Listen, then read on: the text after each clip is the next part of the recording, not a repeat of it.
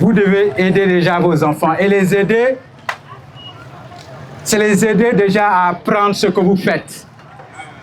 Parce que demain, ce n'est pas sûr qu'il y ait de l'emploi. Et même si votre enfant change de pays, ce n'est pas sûr encore. Parce qu'il y a ce qu'on appelle l'intelligence artificielle qui est en train de prendre tous les boulots, tous les emplois. Oui. Donc, ce que vous faites, c'est déjà très bien et on vous félicite parce que ce que tu fais déjà, si ça arrive à t'aider à prendre en charge ta famille, là, c'est gagné. Pourquoi ne pas apprendre cela à son enfant? Claire? Quel métier on peut apprendre à ses enfants? Tout. Que ce soit la cordonnerie, coiffure, couture, vendre, le commerce, toutes les activités que vous pratiquez, la menuiserie, souder des tôles, tout cela, vous devez apprendre vos enfants. Et vous devez les encourager à apprendre cela. Parce que c'est ce qu'on a appris, c'est ce qui constitue en fait la richesse. Aujourd'hui, on ne veut pas blâmer l'école. L'école, c'est très bien. Mais vous pouvez finir l'université sans savoir quoi faire de vos 10 doigts. Ça, c'est ce qu'il faut retenir. On peut aller à l'université, sortir, être même docteur.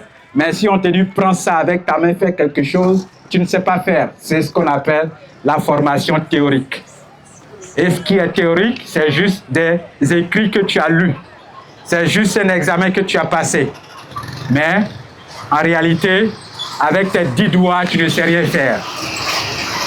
Apprenez quelque chose à vos enfants et aidez-les à apprendre quelque chose. C'est votre métier, ce que vous pratiquez. Quand j'étais plus petit, mon père m'envoyait au champ parce que c'est ce qu'il savait faire. Donc, effectivement, je vais apprendre à cultiver parce que c'est ce qu'il sait faire. Et c'est ce qu'il savait faire. Et pourquoi, si tu es menuisier, tu ne veux pas apprendre la menuiserie à ton enfant? Non, si ton enfant va à l'école, c'est bien. Je n'ai pas dit qu'il faut l'enlever de l'école pour venir apprendre ton métier. Il va à l'école, mais les week-ends, le jour où il ne va pas à l'école, il doit te suivre pour aller apprendre ce que tu fais. Parce que demain, quand il va finir l'école, ce n'est pas sûr.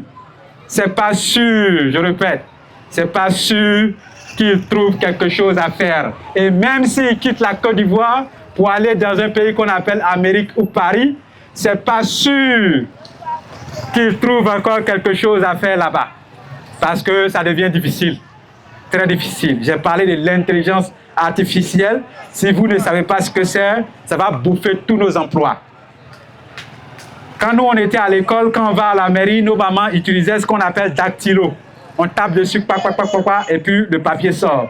Aujourd'hui, nos mamans qui ne se sont pas réadaptées ne savent pas utiliser l'ordinateur. Alors que maintenant, on n'utilise plus dactylo. C'est un ordinateur que les gens utilisent pour taper tout.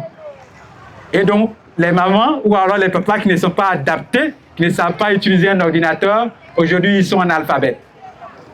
Pas parce qu'ils ne sont pas allés à l'école, mais tout simplement parce qu'ils n'arrivent pas à s'adapter dans le temps. Tout change. Tout change. Donc, c'est mon message très important. Si vous avez une question, je suis là, vous pouvez venir la poser et je vais répondre à vos différentes questions dans le respect. Apprenez à vos enfants à pratiquer vos métiers. Même si ce n'est pas votre métier, qu'il y a un menuisier au bout là-bas, qu'il y a un cordonnier au bout là-bas, envoyez-le aller faire ce métier. Il va apprendre, peut-être c'est 2 ans. Et ça, c'est une richesse. S'il quitte là, il va dans une autre ville, c'est une richesse qui est en lui. C'est ce que tu as appris que tu peux chercher de l'argent avec. Alors, si tu ne sais rien faire de tes 10 doigts, ce sera difficile demain. Ce que vous devez comprendre, c'est que nous devons construire la Côte d'Ivoire.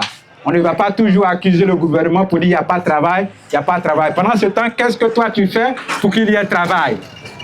Il y a des gens qui pensent que c'est le gouvernement qui va venir les chercher pour aller leur donner du travail. Non! Partout où on est, on doit faire quelque chose pour construire la Côte d'Ivoire, pour bâtir un beau pays. Oui, et c'est ensemble qu'on peut le faire. Ce n'est pas individuellement, c'est ensemble qu'on peut le faire. Toujours ensemble. Nos ancêtres ont construit peut-être le chemin de fer qui passe là sans être payé.